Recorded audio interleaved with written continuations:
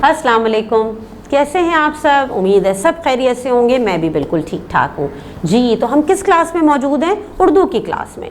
और जनाब उर्दू की क्लास में तो हम बहुत कुछ अब तक सीख चुके हैं। आपने भी सीखा है ना साथ साथ? शाबाश। हमने कितना काम मुकम्मल कर लिया है उर्दू का? हाँ, हम सबक नंबर 4 मुकम्मल कर चुके हैं अपना जी। यानी अपनी किताब के 4 सबक हम मुकम्मल कर चुके हैं। अच्छा, तो सारा काम मुकम्मल है? पिछला सारा काम मुकम्मल कर लिया है? वेरी गुड, ज़बरदस्त, अच्छे बच्चे हैं आप। अच्छा, तो आज क्या काम करें? चलें पहले थोड़ी बातचीत कर लेते हैं।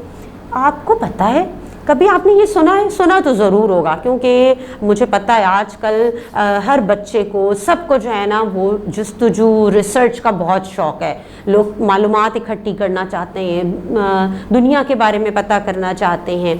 तो आपको पता है कि अल्लाह ताला का जो ये निज़ाम चल रहा है, तो हमारे यहाँ दिन है तो कहीं ना कहीं कोई ऐसा मुल्क, कोई ऐसी जगह मौजूद है जहाँ हमारे यहाँ दिन है लेकिन वहाँ पे रात मौजूद है। यानी हमारे यहाँ सूरज निकला हुआ है लेकिन वहाँ पे सूरज गुरूब हो चुका है, रात हो चुकी है। और कहीं ऐसा है कि हमारे यहाँ रात है तो जी किसी जगह पे, किसी मुल्क में दिन का समा मौजूद है, सूरज पूरी आबोताब के साथ रोशन है।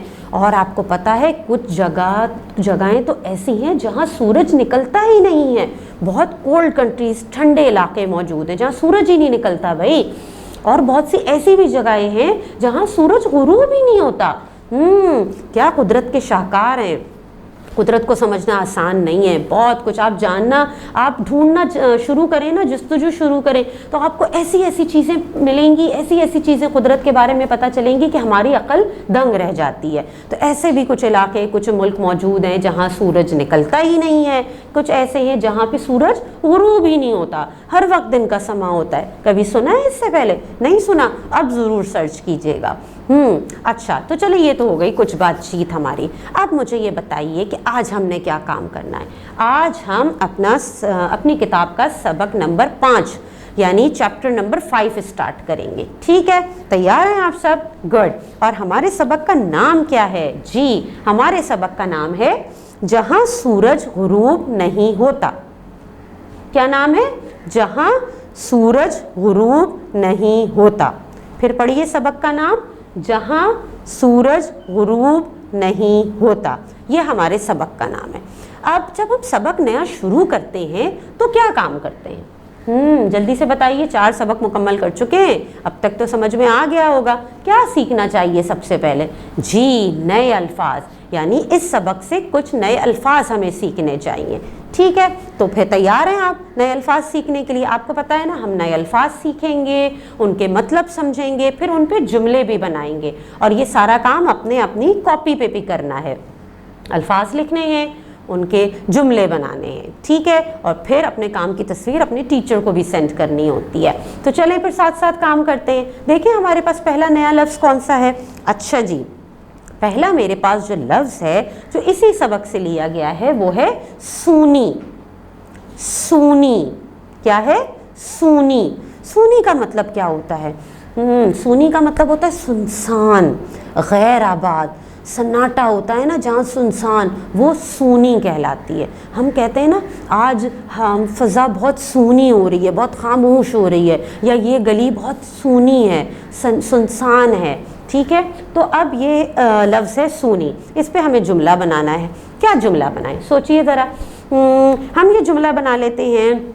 ये जुमला मैं आपको बता रही हूँ लेकिन आपने ख़ुद भी जुमले सोचने हैं। हम जुमला बना लेते हैं कि गर्मियों की दोपहर में महल्ले की गलियाँ सूनी हो जाती हैं।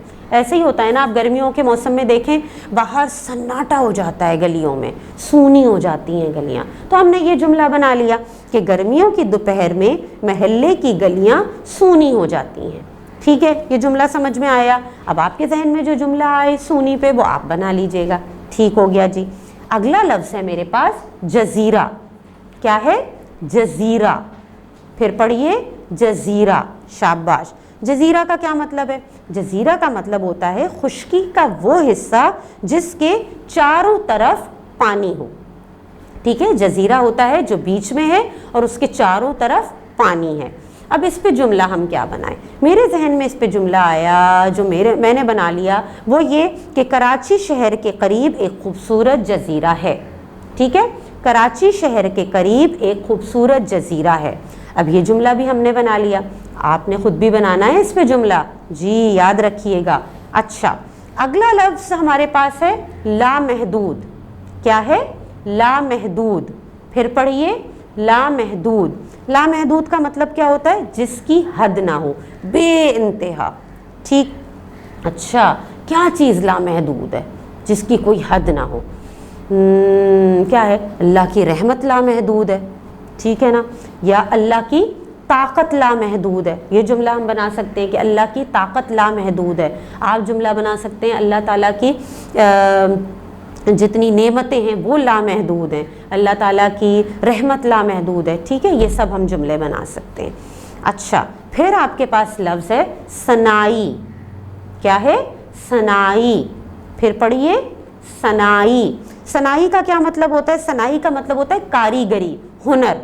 جو کام کرتے ہیں نا کوئی ہنر، وہ ہوتا ہے کاریگری، صناعی. اب اس پہ کیا جملہ آتا ہے؟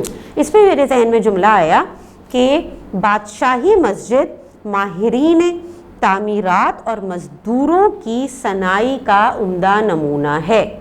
ٹھیک ہے، آپ نے دیکھی ہے کبھی بادشاہی مسجد؟ نہیں، آپ کبھی گئے نہیں ہیں، کوئی بات نہیں، آپ تصویریں وغیرہ دیکھ لیجئے، کوئی ڈاکومنٹری دیکھ لیجئے. بہت سے ایسی جگہ موجود ہیں، بہت سی ایسی پرانی تعمیرات موجود ہیں جس میں ہمیں جو ماہرین تھے اور مزدور تھے ان کی صناعی کا عمدہ نمونہ لگتی ہیں. ٹھیک ہے، تو ہم نے یہ جملہ بنا لیا. اچھا، اس کے بعد ہمارے پاس ہے شاہکار. کیا ہے؟ شاہکار. شاہکار کا مطلب ہے کسی کام یا چیز کا بہترین نمونہ. اس پہ کیا جملہ بنائیں؟ اس پہ ہم جملہ بنا لیتے ہیں علامہ اقبال کی مشہور نظم شکوہ جواب شکوہ ان کی شاہکار نظم کو کہا جاتا ہے. ٹھیک ہے، یہ جملہ ہم بنا سکتے ہیں. کیا؟ علامہ اقبال کی مشہور نظم شکوہ جواب شکوہ کو شاہکار نظم کہا جاتا ہے. ٹھیک ہے، یہ ہو گیا. اچھا، پھر ہمارے پاس جو نیا لفظ موجود ہے وہ ہے منفی درجہ حرارت. کیا ہے؟ منفی درجہ حرارت. اس کا کیا مطلب ہے؟ جب کسی علاقے کا درجہ حرارت 0 ڈگری سے کم ہو جائے. ٹھیک ہے، ہم ویدر دیکھتے ہیں نا کہ کتنا ہے بھائی، کتنے ڈگری آ جائے، 32 ہے، 40 ہے، کہیں پہ 0، کہیں پہ مائنس میں چلا جاتا ہے، وہ ہوتا ہے منفی درجہ حرارت. ٹھیک، اب اس کا جملہ ہم کیا بنائیں؟ اس کا جملہ ہم بنا لیتے ہیں آسانی سے کہ سردیوں میں پہاڑی علاقوں میں درجہ حرارت منفی ہو جاتا ہے. ٹھیک ہے، سردیوں میں پہاڑی علاقوں میں درجہ حرارت منفی ہو جاتا ہے. جی، تو یہ ہو گئے جملے مکمل اور الفاظ بھی ہم نے پڑھ لیے. ٹھیک ہے، ہم نے سبق نمبر 5 اپنا جہاں سورج غروب نہیں ہوتا آج شروع کیا ہے، اور اس سبق سے ہم نے کچھ نئے الفاظ سیکھے، ان کے مطلب سیکھے، اور اس کے بعد ہم نے ان الفاظ پہ جملے بھی بنائے. اب آپ نے اپنی کاپی میں ان الفاظ کو اتارنا ہے اور جملے بنانے ہیں. ضروری نہیں میرا بنایا ہوا جملہ بنائیں، خود بھی جملہ بنانے کی کوشش کیجیے گا، اپنا بنایا ہوا جملہ لکھ دیجیے گا، اور اس کے بعد اپنے کام کی تصویر اپنے ٹیچر کو سینڈ کیجیے گا. اللہ حافظ.